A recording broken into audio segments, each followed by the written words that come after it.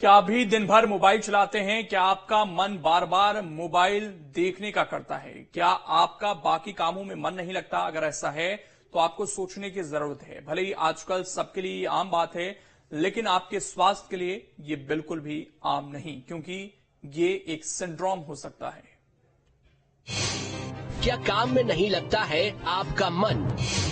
क्या आपको है बार बार मोबाइल देखने की आदत? क्या घंटों मोबाइल पर लगे रहते हैं आप? क्या आपका मन हर काम से भागता है? तो हो जाइए सावधान, क्योंकि आपको है पॉपकॉर्न सिंड्रोम। जी हाँ, आपने सही सुना। अगर ये सभी लक्षण आपको हैं, तो आप एक बीमारी से ग्रसित हैं, जिसका नाम है पॉपकॉर्न सिंड्रोम। और आज के दौर में आजकल हर दूसरा इंसान इससे पीड़ित है। जैसा कि देखा गया है, मोबाइल और इंटरनेट आने के बाद दुनिया तेजी से बदली है। हर सेकंड में सोशल मीडिया रील्स बदल जाती है, ट्रेंड बदल जाते हैं। ये कोई साधारण बात नहीं है, क्योंकि इसका सबसे ज्यादा असर इंसान के दिमाग पर पड़ रहा है। जी हाँ, इसका खुलासा हुआ है मनोचिकित्सकों के पास से आने वाले मामलों से। कई मामले ऐसे भी हैं जिसमें व्यक्ति को पता भी नहीं है कि उसे इस तरह का कोई सिंड्रोम हुआ है। दरअसल मोबाइल एडिक्शन इस कदर बढ़ गया है कि इसके कारण एकाग्रता में कमी आने लगी है। इसी को डॉक्टर्स ने पॉपकॉर्न सिंड्रोम का नाम दिया है। कई बार प्रत्यक्ष रूप से और बहुत सारे केसेस हैं अप्रत्यक्ष रूप से हमारे पास में आ रहे हैं।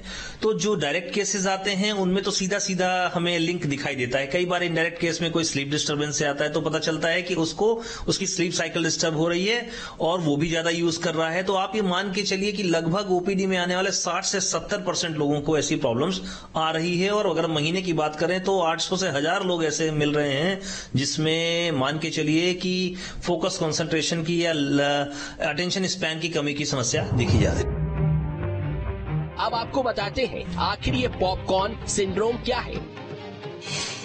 मोबाइल की लत के चलते लोग अपने दूसरे कामों पर फोकस नहीं कर पा रहे हैं। अगर कोई व्यक्ति किसी काम में लगा है तो वह बीच बीच में मोबाइल चेक करने लग जाता है और कब उसका सारा समय निकल जाता है पता ही नहीं चलता। इसे ही पॉपकॉर्न ब्रेन या पॉपकॉर्न सिंड्रोम का नाम दिया गया है। इसमें हर सेकंड मन बदलता है।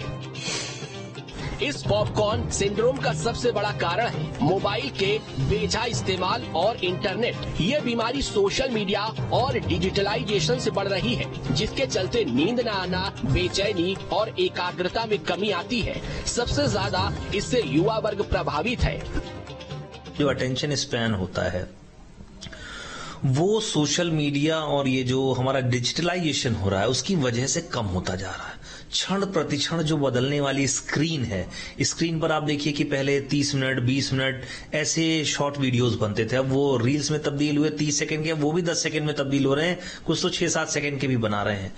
तो मूल बात यह है कि अटेंशन स्पैन को कम करके सोशल मीडिया या जो डिजिटल वर्ल्ड है वो हमारे ब्रेन को कब्जा करना चाहता है।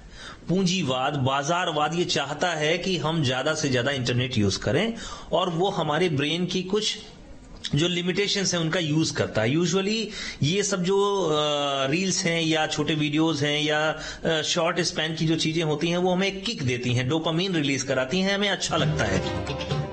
जब इसको लेकर कॉलेज आने जाने वाले युवाओं से बात की गई तो सामने आया कि युवा अपने हर काम के लिए मोबाइल पर निर्भर हैं और अपनी हर समस्या का हल इंटरनेट पर ढूंढ रहे हैं। यानी अगर उसे अपनी दूसरी समस्या से भागना है तो वह मोबाइल का सहारा लेता है।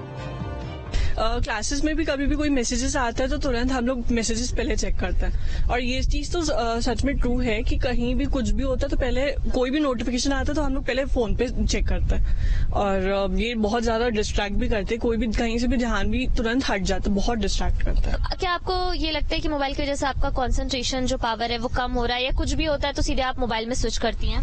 ऑफ कोर्स ऐसा होता है, बट इट्स वेरी इंपॉर्टेंट कि आज की जनरेशन में हम अपने माइंडसेट पे कंट्रोल रखें कि हम जो डिवाइस यूज कर रहे हैं we have to use it in a very productive manner, तो वो हमारे लिए अच्छा है और हमारे अपकमिंग जनरेशंस के लिए भी अच्छा है। सो इट्स वेरी इंपॉर्टेंट कि आप अपने माइंडसेट में कंट्रोल रखें। दैट मोबाइल का पर्पस ही ये था कि they should help you, they should be assisting you in performing your like daily task, but आज की डेट में वो आपको कंट्रोल करने लगे हैं। सो बेसिकली हमें अपने आप को कंट्रोल करना आना चाहिए कि हम कितना उनसे, मतलब हमें जो अर्ज है हमें वो कंट्रोल करनी आनी चाहिए। पॉजिटिव नेगेटिव दोनों हैं।